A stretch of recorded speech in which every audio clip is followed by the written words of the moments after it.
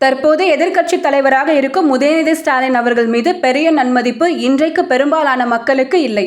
அதற்கு காரணம், கட்சியில் அத்தனை அனுபவசாலிகள் இருந்தும் அரசியல் அனுபவமற்ற உதயநிதி அவர்களுக்கு அமைச்சர் பதவி வழங்கியதையே ஜீரணிக்க முடியாமல் இருந்த பொழுது அதற்குள் அவருக்கு துணை முதல்வர் பதவி வழங்கப்பட்டதை தமிழக மக்களால் ஏற்க முடியவில்லை. அதற்காக அவரை நேற்று வரை துணை முதல்வராக இருந்தவர் இன்றைக்கு சாதாரண எம்எல்ஏயாகவும் எதிர்க்கட்சி தலைவராகவும் இருக்கிறார் என்று ஒரு கட்டத்திற்குள் சுருக்கிவிட முடியாது. நேற்று வரை அவர் ஸ்டாலின் அவர்களுக்கு பின்னால் நிழல் போல் செயல்படுபவராகவே தென்பட்டார். ஆனால் இன்றைக்கு தனித்து செயல்படும் வாய்ப்பை காலம் அவர் கேட்காமலே அவருக்கு அளித்திருக்கிறது. ஜனநாயகத்தில் எதிர்க்கட்சி தலைவர் என்பது தன்னை முழுமையாக வெளிப்படுத்திக் கொள்ள ஒருவருக்கு கிடைக்கும் மிகப்பெரிய வாய்ப்பு. எந்த தடையுமின்றி ஆளுங்கட்சியின் செயல்பாடுகளை விமர்சிக்கும் அதிகாரம் அவரிடம் இருக்கிறது. அதுதான் அவரின் வேலையே.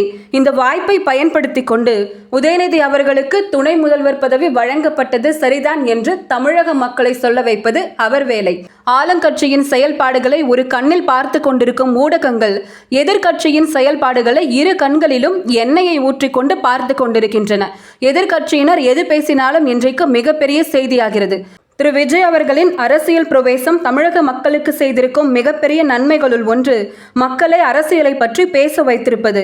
அடுத்த சட்டசபை எப்பொழுது கூடும் என்று தமிழகமே ஆவலுடன் காத்து கொண்டிருக்கிறது.